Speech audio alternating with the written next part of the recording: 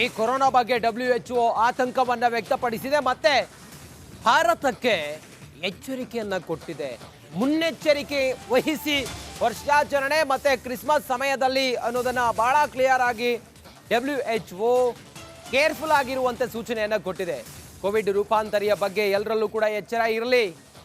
WHO ಭಾರತಕ್ಕೆ ಎಚ್ಚರಿಕೆಯನ್ನ ಕೊಟ್ಟಿದೆ, warning ಕೊಟ್ಟಿದೆ. WHO ಭಾರತದಲ್ಲಿ ಸುಮಾರು ಕೇಸಸ್ಗಳು ಈಗ 3700 ಆಕ್ಟಿವ್ ಕೇಸಸ್ ಇದೆ. ಐಎಲ್ಇ ಮತ್ತು ಸಾರಿ ಕೇಸ್ ಇರೋರು ಬಹಳ ಕೇರ್ಫುಲ್ ಆಗಿರಬೇಕು ಅಂತೇಳಿ ಹೇಳಿದೆ.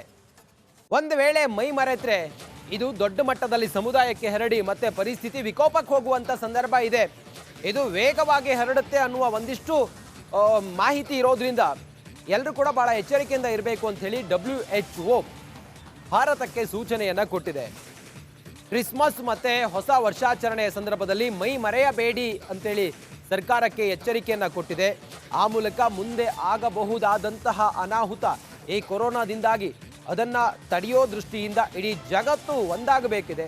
ಇಡೀ ಜಗತ್ತು ಮುನ್ನೆಚ್ಚರಿಕೆಯನ್ನು ವಹಿಸಬೇಕಾಗಿದೆ. ಭಾರತದಲ್ಲಿ ಆಕ್ಟಿವ್ ಕೇಸಸ್ ಜಾಸ್ತಿ ಇದೆ, ಹಾಗಾಗಿ ಎಚ್ಚರ ವಹಿಸಿ ಅಂತೇಳಿ ಹೇಳಿದೆ.